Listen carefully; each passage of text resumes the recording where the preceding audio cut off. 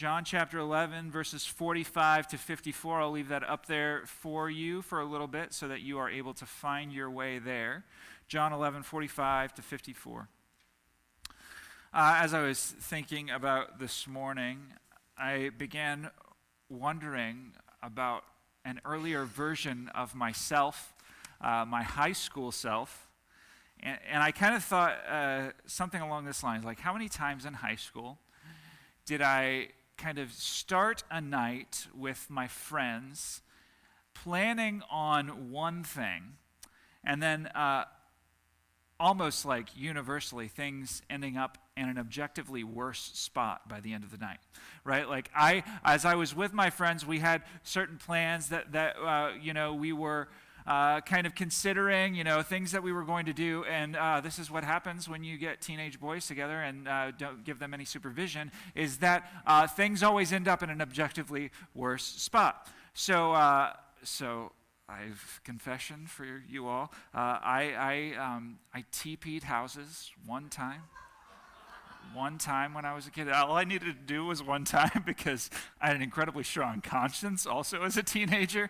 And so anyway, what was very interesting is that in my mind, like what was happening in my mind is that these were going to be very minor efforts at TPing houses, right? We're just going to throw a few rolls of toilet paper out around there. And as the night went on, what I noticed is that the group of people that I was with got more and more daring about the kinds of vandalism that they were going to carry out. And so what started as kind of maybe minor efforts actually kind of culminated to something more full-blown, to the point where several of the people I was with got the idea, hey, what if we went and TP'd some of our teachers' houses?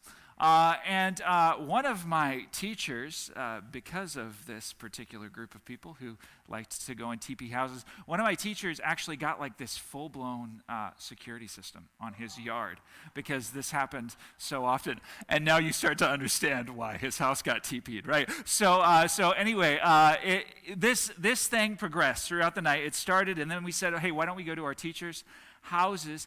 And then by the end of the night, I was running from the police. I was like, because they knew that this kind of thing was going on. So at the beginning of the night, I had not anticipated where the night would end, and that like a handful of other stories in my life, just combined with poor planning and my own stupidity, I have ended up with situations in my teenage years that spiraled downward quite quickly. Right? Like this is kind of just a pattern that we can notice in our world. So I wanted to kind of move it away from my teenage years and talk about just some other things that maybe we can relate to.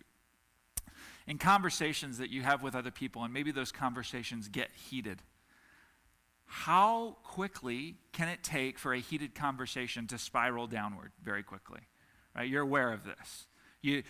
Because your kind of emotions are on the rise in the midst of this heated conversation, and your blood pressure goes up. You have all of these physiological responses to something that might be frustrating you. And then all of a sudden, like what you thought was just a conversation where you were going to have to pick your words carefully, you notice you don't have control over your words very quickly, right? And things start to come out that you maybe didn't intend on coming out in the first place, right?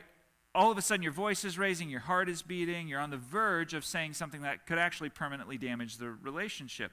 For what it's worth, you probably have your own examples of times that you ended up in a situation that progressed downward beyond what you could have expected at the outset.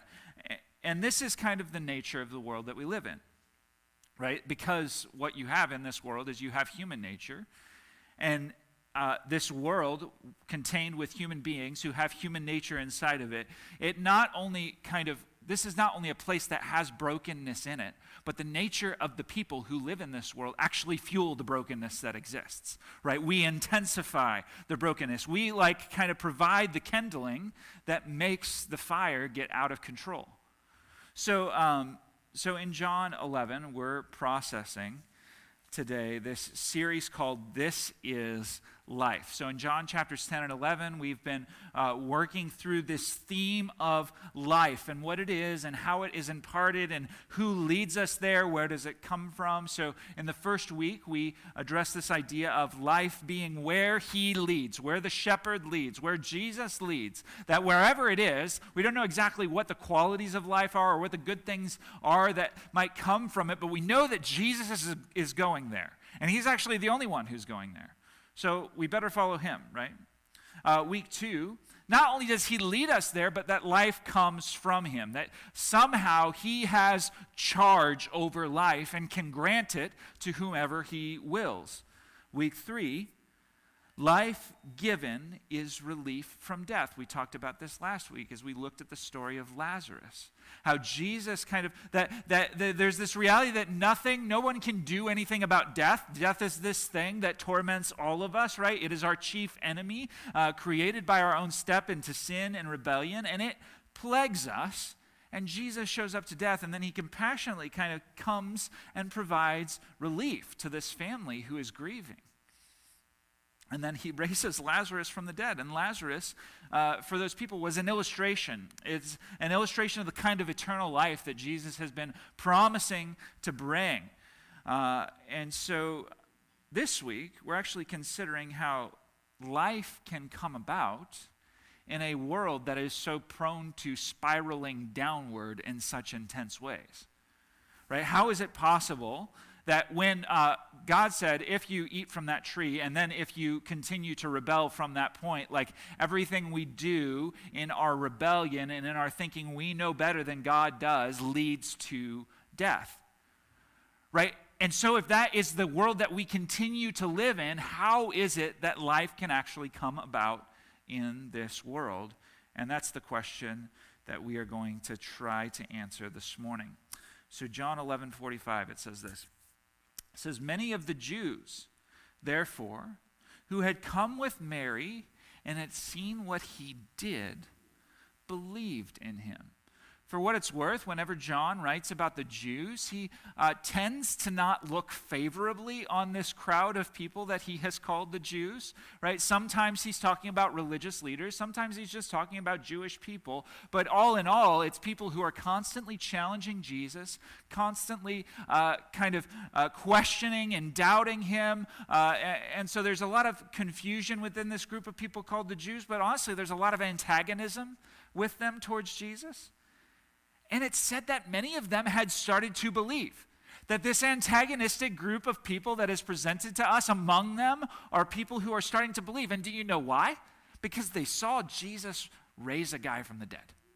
Right? Like there's no other explanation for them. And so it says that they started to believe in him. Now, surely this is not the eternal life kind of belief. The way John talks about belief, he adds different qualities to it. But when he's telling us they started to believe, what he's saying is that they're starting to turn the corner. They're moving from skepticism and rejection to openness about who Jesus is. They're starting to maybe even be interested in the things that he has to say. So then it goes on and says in verse 46, it says this, but some of them went to the Pharisees and told them what Jesus had done. So the chief priests and the Pharisees gathered the council and said, we're going to stop right now, right there. We're not going to look at what they said, but this group, the council that it's talking about, this is a specific group.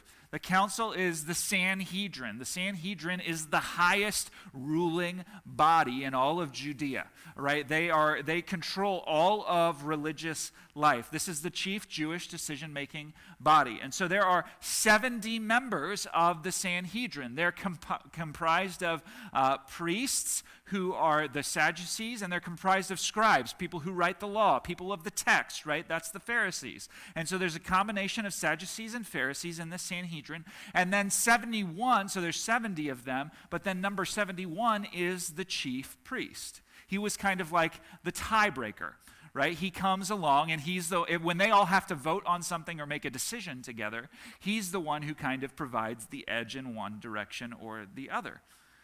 So this is the council that they're talking about. What does this council do? How do they function? Well, they kind of have two chief functions. Number one, they dispute matters related to their policy arrangements with Rome. Right? So if these people are in charge of the Jewish people, the Sanhedrin, what they do is they, together as a body, dispute the ways that they will relate to Rome, who actually is in charge of the land that they're in right now.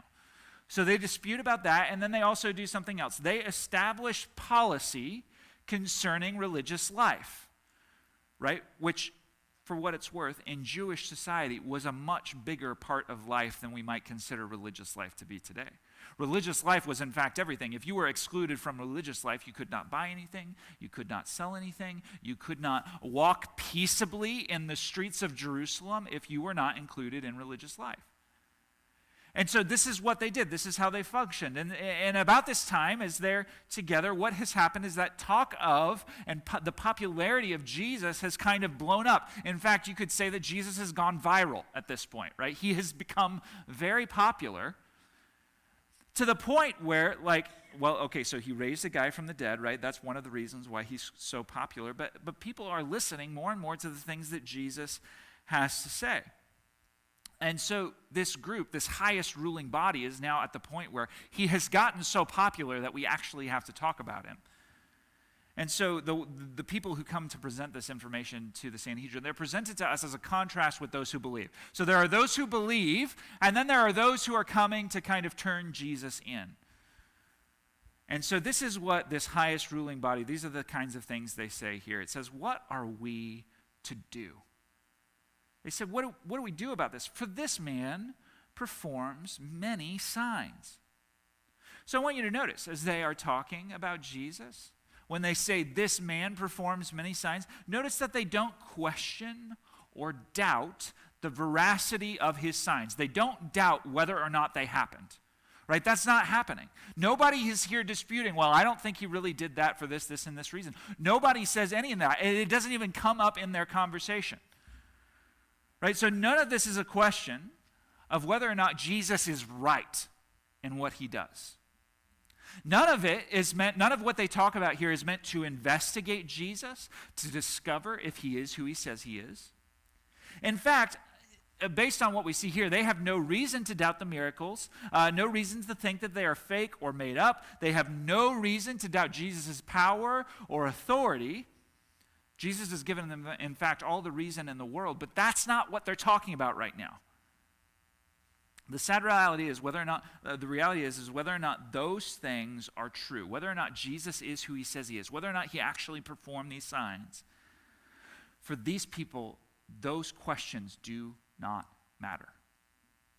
They don't matter, right? They are not primarily motivated by intellectual integrity. They are not primarily motivated by a desire to look for the Messiah, right? Which is what they're supposed to be about, by the way. They're watching and waiting for the Messiah. That's not their primary motivation in this instance. They're not primarily motivated by a desire to see God at work. None of that is there. Their next words reveal to us their primary motivation in verse 48. If we let him go on like this, everyone will believe in him. And the Romans will come and take away both our place and our nation. That is their motivation. That is the primary reason they are sitting together and talking about Jesus. What they cannot deny is that Jesus is a politically charged figure. Right? Do you remember? So this is a story ways back in John, but Jesus fed 5,000 people, which in reality was like 20,000 people. It said 5,000 men, but in reality there were probably 20,000 people here present on the banks of the Sea of Galilee, and Jesus feeds them. And after he feeds them, it says they were going to make him king. They were going to take him and overrun him and crown him king, which would have had huge political implications for the day. Right? So Jesus had to kind of sneak out and get away from those people so that they didn't crown him king. And certainly ever since that point, because that was not the only miracle that he performed, he's done many things since then. He's garnered even more of a following. More people have become convinced of his significance. So other people have arisen, and other people, so there have been other messiahs, for what it's worth, who have come along, and they've garnered followings themselves, but nobody has garnered the kind of following that Jesus has.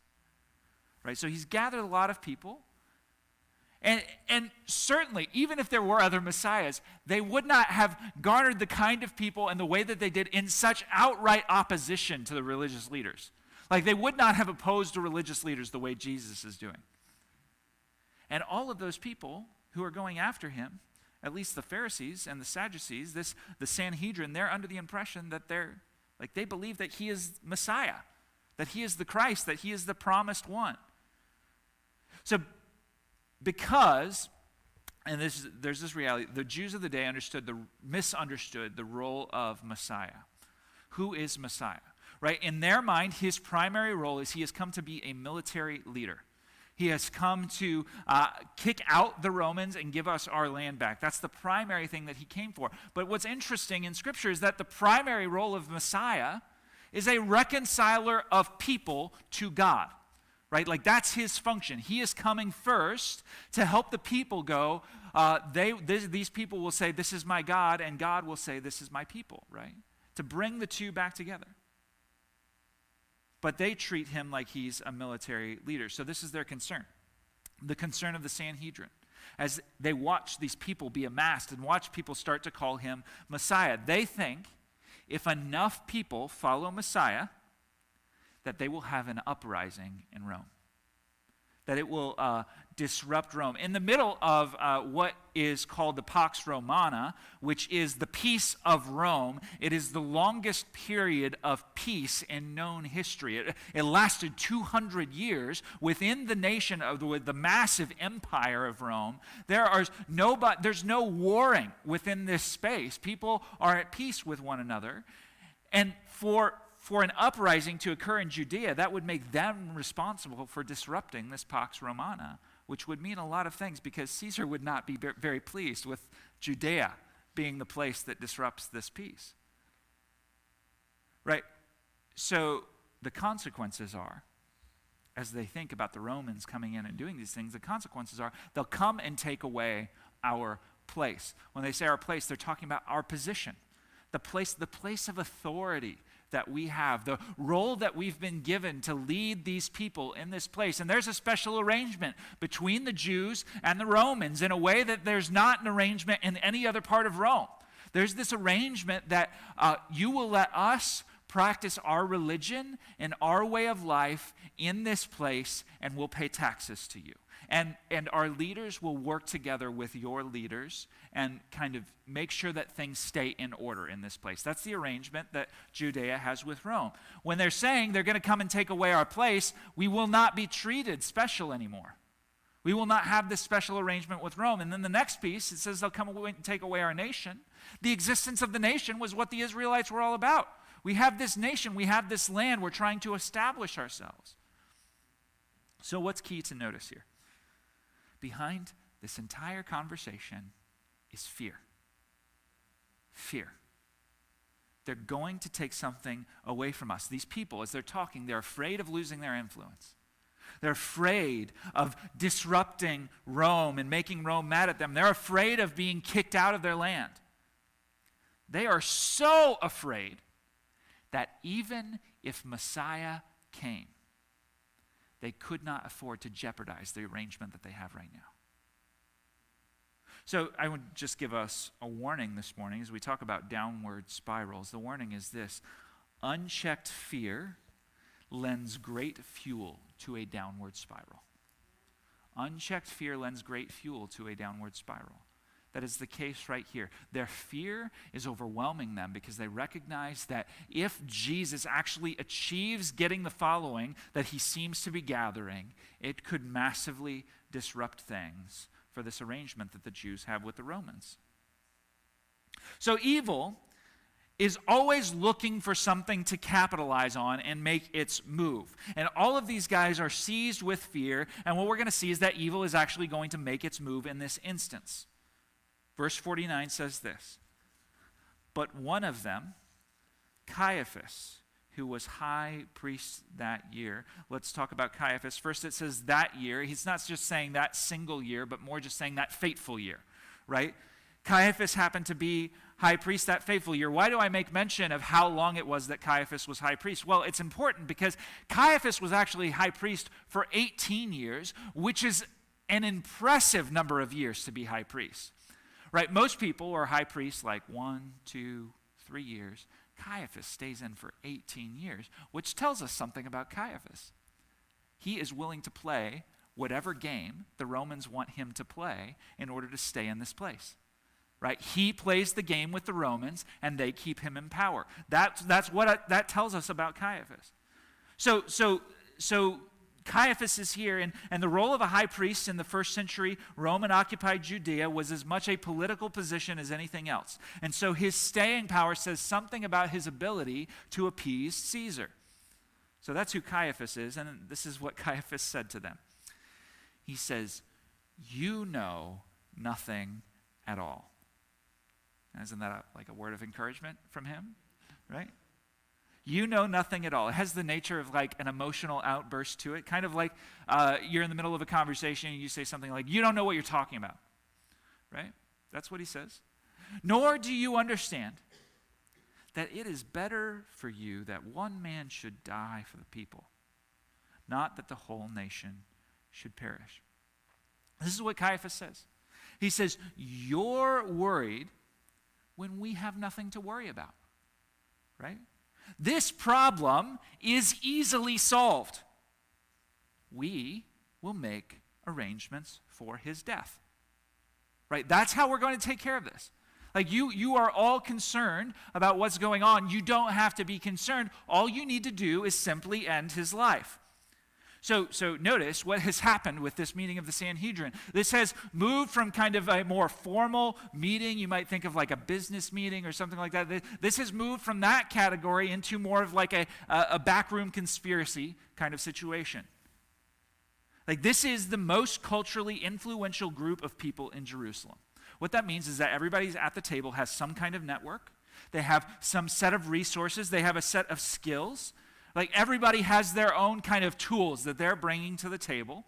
And Caiaphas' thought is that with the people in this room, we can find a way to kill him to our advantage. Right? That's what he's thinking. And there are questions that come along with making a plan like this. How can we kill him in such a way that people believe that we were required by law to kill him, that we had no choice but to kill him? Here's another question. Who among us has the most pull with Roman military and officials? Can we use that pull that we have with the officials in order to kind of bring Rome into this, to help Rome do this with us? How are we going to alter the perspective of the crowds, right? Because we have to think about the fact that there are masses of people who actually think this guy is Messiah. How are we going to convince them that he's not Messiah so that we can justifiably kill him? How do we infiltrate Jesus' inner circle? That's a very important question, right? Because we need to gather some information. We need to work out a situation where he might be betrayed, where we can meet him at the right time, right? How will we work to expose him as a criminal? And so what Caiaphas is saying is Caiaphas is a believer in human ingenuity. And he says, you know what? We can figure this out. We have the right people in this room. In fact, we have the only right people in this room to figure out how we are going to arrange for Jesus' death. So he believes in the skills of his team. He's confident that they can pool their resources and figure this out. And so he says the answer is easy. The way that you will be able to maintain your position and your power and the way that Israel will continue to be a nation is that we will kill one man for all of our sakes. So do you see the spiral? Do you see how quickly this got out of hand? How quickly this went downward? Like this situation got dark very, very fast. It's not new that they're interested in killing Jesus. We've seen them take up stones to kill him before. We've seen different groups of people be interested in ending his life, right? But that was never planned out and thought out. This is like incredibly premeditated, right? What he is insisting is that the Sanhedrin, as a body of Jewish leaders, are going to work together and plan and plot Jesus' murder together. So I wonder, when the people walked into the room, how many of them did not plan on conspiring to murder somebody at the beginning of that meeting? But by the end of that meeting, they're all participating together. Suddenly, they've all been caught up in something that they didn't anticipate. But their fear is so strong that it makes them think that it might be justifiable for me to participate in this. It might be justifiable for me to be a part of this. And so all of this is true. And at the same time, these 71 men may actually gather together to make their plot. But here's what is true. God always has his own purposes that he is working out in history. Right? Even when things have spiraled to their darkest point, it is always true that God is up to something, and that is still true here. Verse 51. It says, he did not say this of his own accord. Caiaphas, when he spoke these words, right? This is John, the writer, the narrator, John. He's cluing us into something. The words that Caiaphas, that just came out of his mouth, it may have seemed like they came from him. It may have seemed like he was trying to create this elaborate plot, that those words are motivated by that. But actually what happens is that John tells us these words are not Caiaphas's words. Someone else gave him these words. What were the words? The words were this: it is better for you that one man should die for the people, not that the whole nation should perish. Now, Caiaphas does not know that these murderous words were not his own. He, in fact, still thinks that he is kind of strategically preserving their power and their position, which, by the way, after Jesus does die and raise from the dead, he is going to lose shortly thereafter. He thinks that that's what his words are doing. But this is what it tells us as the passage continues. But being high priest that year, he prophesied that Jesus would die for the nation. Prophecy indicates to us that the words that were not his were actually words that came from God. Even though he did not intend to speak for God in this moment, God put words into his mouth that he spoke as a prophecy to the 70 people who are gathered in that room to plot Jesus' murder. Caiaphas, in his murderous intent, spoke a word from God.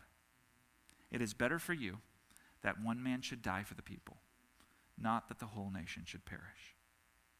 And 52 tells us this, and not for the nation only, but also to gather into one the children of God who are scattered abroad.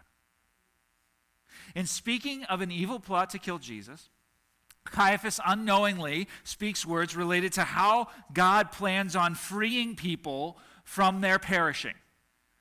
Right? Caiaphas has a plan, but God has a bigger and better plan that he is employing in the midst of Caiaphas' plan. And what is God's plan?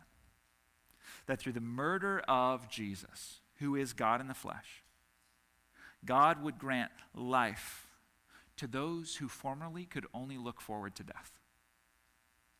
So what are the implications of this? That Jesus, who is perfect in an imperfect world, who is sinless in the midst of sinful humans, who is whole in the midst of a society that is fractured, who is full of compassion and full of truth and full of grace and full of hospitality, the Father's plan was that this Son of God, Jesus, would willingly enter into the downward spiral, all the way down to the bottom, and become the object of it, the thing against which it was aimed. That Jesus would subject himself to the depths of evil plans in this world, and that Jesus would die for the people. And here's what Caiaphas didn't know: that this death would be much bigger and more significant than he had planned. That he as high priest, and this is the incredible irony of this, he as high priest was making a plan in which Jesus would be a scapegoat for the nation. Now, I don't know how much you know about the priestly system, but the idea of a scapegoat is the high priest lays his hands upon the goat and then symbolically puts upon that goat all the sins of the nation, right? So what that tells us is that Caiaphas, as high priest, is presenting Jesus as a scapegoat, and that the Father would then lay on Jesus the sins of the whole world. And that human sin, which could only lead to death, would be judged in Jesus. That Jesus would suffer not only death, but also the wrath of God towards sin. And that sin would be paid by Jesus' death, so that any who believed in Jesus might find a path out of death and into life. That's the implication of the things that Caiaphas says when he says this bit about Jesus dying for the people. So, though Caiaphas' fear-motivated, self-preserving, and evil plan, through all of that, God would accomplish the greatest good that has ever been accomplished by providing for humanity a way to life. This way to life, it wouldn't stop at the borders of Israel, but what the text tells us is that it would actually go outside the borders of Israel and be extended to all of God's children who are scattered throughout the world. That's what it's telling us, is it's telling us that outside of Israel would be this message, this idea about who Jesus is, that through his death, he would actually pull into himself people scattered throughout the world, and he would be able to gather them in through the accomplishment of this death. This is just insane. As I was processing this week, do you know, so we operate in the 3D world, right? That's the world that we operate. We see things in 3 dimensions. And then there's talk of this existence of a 4th dimension, which the 4th dimension is the ability not only to exist in time and space, but to be able to move back and forth through time, which is crazy, right? But what's very interesting about all of this is, as we were talking, the Pharisees or the Sanhedrin, they're playing checkers. Right, that's the game that they're playing. They're trying to plan and figure out how they can arrange for Jesus' murder, and they're playing checkers. And God is not just playing chess while they're playing checkers. He's playing 4D chess, right? He is going all over he is making bigger plans than they can even begin to imagine, and they think they're doing something significant. God is taking what they're doing and including it in his plans as a part of what he is working to accomplish. So, you remember the story about Joseph and his brothers? If you go back to the book of Genesis, it tells us a story about his brothers and how they sold him into slavery. And then after that happened, they went back to their dad and said, Joseph is dead. He doesn't exist anymore, right? He's gone, and their dad mourned. And then eventually, through a crazy series of events, Joseph, over the course of his life, becomes second in command in the most powerful nation in the world, Egypt, at the time. And Joseph did this thing where he strategized the arrangement of kind of storing food in proper places, providing it, taking food and being able to not only provide it for Egypt over the course of time, but when famine hit the world around them, they were not only providing for Egypt, but they were providing for other nations in the midst of famine. And one day, Joseph's brothers come to Egypt because they don't have any food. And they stand before Joseph. Now, they don't recognize him because it's been so many years since they've seen him. They ask Joseph for food, and Joseph is able to provide for them. And eventually they figure out that it's Joseph. And so there's this kind of reunion moment, and then Joseph said these incredibly powerful words. I want you to listen to his words as he reflects on this situation. This is what he says. In Genesis 50, verse 20, he says, "As for you, you meant evil against me, but God meant it for good, to bring it about that many people should be kept alive as they are today."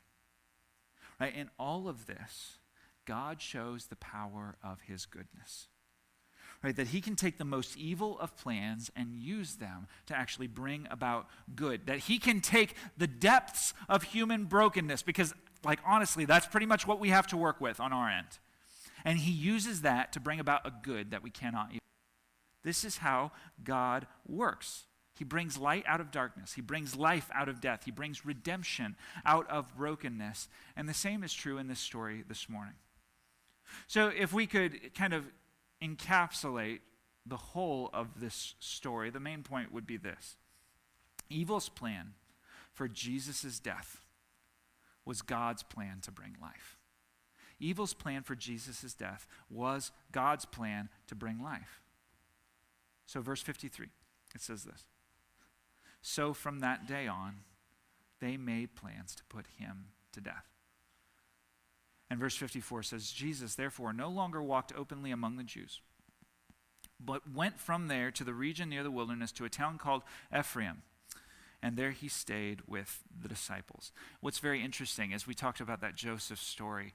And even as you read this a little bit, John is echoing the Joseph story as he tells this story to us. He tells us about the town of Ephraim. Ephraim, for what it's worth, Ephraim is a son of Joseph, right? All the way, those years ago, Ephraim is a son of Joseph. And Ephraim's name literally means God has made me fruitful in the land of my affliction. That's what it means. Right? Isn't that true? Like, has not the gospel gone out into the world? Right? The world that plotted and carried out Jesus' murder. The world that extended to Jesus great suffering. And as a result of his death and resurrection, gathered to him more fruit from all the tribes and tongues and nations from all across the world than we could have even been able to anticipate. Even like we who worship in this room, like I wager most of us don't have a Jewish background in here. Like, we are the fruit of the affliction that Jesus suffered. Because of the affliction that he underwent, we have come, and many of us have believed in Jesus. Because from the evil that was carried out, God brought good. So what? I would encourage you to, number one, change your definition of good. The promises of God, it's interesting, they actually come with an expectation of affliction. Right? If you read the whole of the New Testament, there's no expectation that people will be able to somehow escape suffering. Right? But in the midst of suffering, they have a joy that is incomparable because they have something good that has actually been achieved and is being achieved in the midst of the suffering. Right? So good is not necessarily the absence of pain. Good is not necessarily the increase of pleasure. Good is not necessarily the comforts of the flesh, and good is not necessarily the absence of conflict. Right? Good is God's purposes being accomplished. That is what is good. And the brokenness of our world often means that pain and affliction and suffering actually may be a necessary part of how the good God is doing comes about. But that suffering is temporary and fleeting. And there is no suffering that we endure that Christ himself did not endure before us. Which means that good for us is not always eliminating pain or avoiding suffering. Good for us is faithfulness to God regardless of our circumstances. So that was number one. Number two is this. His death is your way to life. And with that, I will transition to us to communion. You know what's interesting is we talk about communion, we often speak of it as a celebration, which is strange for what it's worth. Like, we talk about celebrating the body and the blood of Jesus because the things that we celebrate when we come to this table are marks of death. Right? How strange is it that we together as a community of people would take juice and take bread as marks of Jesus' murder? Why would that be a thing that we celebrate? But the reason it's a celebration for us is that we had no other way to life except for Jesus to enter in to the point of the spiral and subject himself to that downward spiral. Life was blocked off from us because our sin was too heavy. So we celebrate Jesus' death because it is the way to life for those who believe. Right? So if you've never trusted Jesus, never accepted him as your one true Lord and Savior, I want to tell you that he is extending to you by his very death an opportunity to find life in him. Like, to receive the promise of eternal life. right? He endured the cross for our sakes, that he allowed his body to be broken, and he allowed his blood to be shed. It was poured out on the cross so that we could be forgiven and enter into relationship with God and receive the gift of eternal life that he has to give. So I want to encourage you, if you have not believed in Jesus, if you have not trusted him, trust him today. Trust him today so that you can come to this table and receive this invitation of Jesus to celebrate these things and actually be excited about the things that you're celebrating. Right? Trust him today, and if you trust, then come and celebrate this table with us where we constantly remember his invitation to life and celebrate it together as a church family. So this is what we're going to do. As we take communion together, there will be a chance for you to reflect. There will be a little bit of music playing in the background. And then after you've had a chance to reflect, you can come to the table as you feel led. You can take a piece of bread. You can take a cup of juice and then return to your seat. And then after we've all had a chance to come to the table, we will celebrate communion together. We'll eat and drink the elements together. So with that being said, I want to give us the chance to reflect with gratefulness, with actually a heart of celebration about Jesus' death, because Jesus, number one, did not stay in the grave. He rose from the dead. And number two, his death is the means by which he extends to us, who had no other chance at life, the opportunity to enter into life with him. So with that being said, church, I would invite you to reflect with